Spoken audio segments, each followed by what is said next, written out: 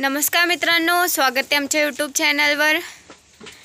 तर शेळ्यांना बघा असे आजारांसाठी घरगुती उपाय किंवा घरगुती सोल्युशन्स वगैरे अशामध्ये तुम्ही तुमच्या शेळ्यांना म्हणजे आठवड्यातनं 2 आठवड्यातनं कडुलिंबाचा पाला चारत जा थोडाफार। कडुलिंबाच्या पाल्याने म्हणजे त्यांची पचनक्रिया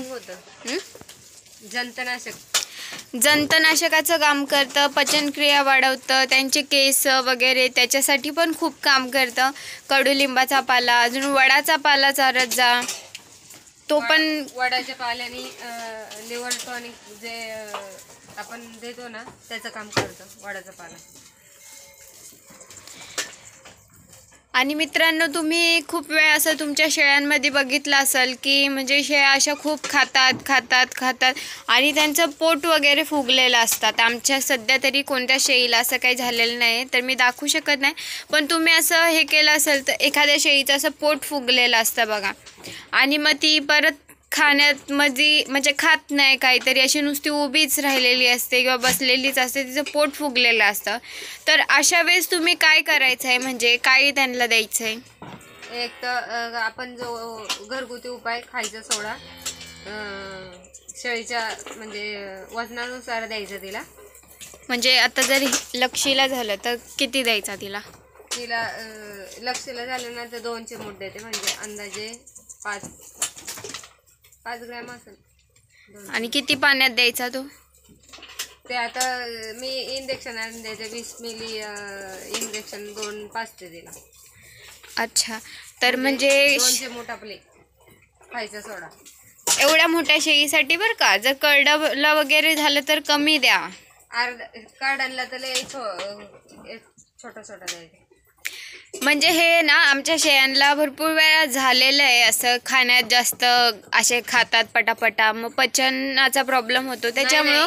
पटापटा नाही, तिथं होते ना आपले पहिलं घरात बाहेर बांधायचो ना आपण, तर कुणी पण शेळ्या भाकरी चारायचो, आणि ते पहिल्यापासून त्यांना शेळ्या भाकरी जिथं फार्ममधनं आणली ना आपण ही शेळी, तर तिथं शेळ्या भाकरी काही चारत नव्हते। त्यांनी पहिलं सांगितलेलं की शेळ्या काही अन्न चारू नका, तिचं पोट फुगेल, आम्ही चारत नाही। तर मग तिला असं कोणी टाकली ना ती खायची, पण मग तिचं पोट फुगायचं सारखंच, ते असं कुणी ना कोणी टाकतच राहायचं भाकर, मग तिचं पोट फुगायचं।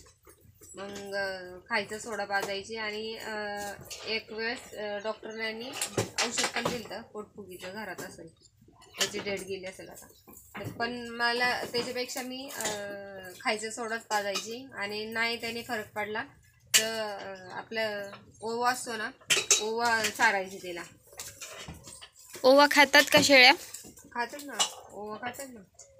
आणि त्यांच्या भांड्यामध्ये शक्यतो थोडा ओवा पण असावा, ओवा थोडंसं मीठ भांड्यामध्ये, तसं आपलं असं ओवा पण असो कधी कंटिन्यू नाही बरं का, आठवड्यातून एकदा असं टाकावं त्याच्यामध्ये भांड्यामध्ये, जेणेकरून मग त्यांना पोटफुगीचा तकलीफ नाही होत। आणि जे रुटीन असतं ना त्यांचं ते कधी चेंज करू नका, म्हणजे कसं आता कधी तुम्ही भाकरी नाही टाकलेली, चपाती नाही टाकली, मग त्यांना टाकू नका। आता आपण काढायला सवय लावली लहानपणापासून, तर त्यांना आता 2 चपात्या आपण त्यांच्या ह्याच्यामध्ये टाकतो तर त्यांना काय होत नाही, म्हणजे त्यांच्या जसं रुटीन चालू असेल ना त्यानुसारच तुम्ही टाकत जा।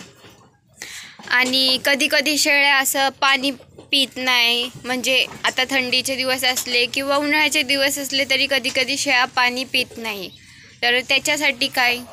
त्याच्यासाठी कधी गुळाचं पाणी देते, कधी मिठाचं पाणी देते, असं हे करते, कधी गव्हाचं पीठ पण टाकते पाणी पिण्यासाठी। मग त्या पितात का पाणी हे सगळं टाकल्यावर? हां, पितात ना पाणी। ठीक आहे, तर मित्रांनो तुम्ही पण हे करून बघू शकता, जर तुमच्या शेळ्या पाणी वगैरे पित नसतील व्यवस्थित। असं होतं कधी आमच्या शेळ्यांना होतं, म्हणजे आता एवढ्या सगळ्या आहेत तर आम्ही खूप अनुभव घेतलेले आहेत असे की शेळ्यांचं पोट फुगतं, शेळ्या पाणी पित नाही, शेळ्या बसूनच राहिलेल्या असतात, किंवा एखादी शेळी ओरडतच असते नुसती। म्हणजे असं थोडं त्यांना समजून घेतलं पाहिजे की त्यांच्यात नक्की काय प्रॉब्लेम आहे। आता सारख्या ओरडत असतात तर एक अंदाजाने त्यांच्या पोटात पण दुखत असतं, तर त्याच्यासाठी काय? पोटात दुखायला लागल्यावर मी ओवा चारते। ओवा? हां, शक्यतो जास्त करून घरगुतीच उपाय असतात आपले आणि असे म्हणजे हे नाही. आणि कधी कधी जर अशा शिकायला लागले ते जास्त तर थोडंसं अद्रक चेचते, त्याच्यात गोळ टाकते, थोडीशी हळद टाकते आणि ती चालते. खातात का त्या? हा खातात. ठीक आहे. अशा गोळ्या करायच्या आणि टाकायच्या त्यांच्या तोंडात, खातात त्या. तर मित्रांनो, असे थोडे घरगुती उपाय आहेत. तुम्ही पण तुमच्या शेळ्यांना असा काही प्रॉब्लेम झाला तर ट्राय करून बघू शकता. ह्यानी चांगला फरक पडतो. आणि आम्ही जे माहिती सांगतो ते आम्ही स्वतः त्यांच्यासोबत केलेलं आहे आणि त्यांना आराम किंवा फरक पडलेला आहे, म्हणूनच आम्ही व्हिडिओ थ्रू तुम्हाला सांगतोय. आम्ही उगाच खोटी माहिती सांगत नाही. त्याच्यामुळे तुम्ही विश्वास ठेवत जा आणि म्हणजे आमच्यावर विश्वास ठेवूनच आमच्या व्हिडिओ बघत जा. अजून काय? आणि जो झाडपाला आपण टाकतो ना, आता कडुलिंबाचा आपण पाला टाकतो आठवड्यातून. आता आपण 3-3 महिन्यांनी जंतनाशकचं हे करतो, पण तरी पण आठवड्यातून एकदा तरी आपण कडुलिंबाचा पाला चारतो, करडांना चारतो, शेळ्यांना चारतो. परत वडाचा पाला चारतो. वडाच्या पाल्याचं कसं जसं टॉनिकचं काम करतं, डिवॉर्मिंग, हे कडुलिंबाच्या पाल्याने करतं. आणि टॉनिकचं काम वडाचा पाला करतं. कसं आणि पिंपळाचा पालाचं म्हणजे हृदयासाठी छान असतं शेळ्यांसाठी, म्हणून पिंपळाचा पाला पण कधी कधी चारतो. आणि चिंचेचा पाला जर चारला तर म्हणजे जे आपण लिव्हर टॉनिक देतो ना त्याचं काम करतं चिंचेचा पाला. म्हणजे असे आयुर्वेदिक झाडपाला पण आहे, आपण घरगुती उपायासाठी वापरू शकतो. आठवड्यातून एक वेळेस तरी द्यावं त्यांना. तर ठीक आहे मित्रांनो, असे काही घरगुती उपाय आम्ही सांगितले. तर चॅनलला नवीन असाल तर चॅनलला सबस्क्राईब करा आणि असंच आम्हाला सपोर्ट करत राहा. छान छान कमेंट करा.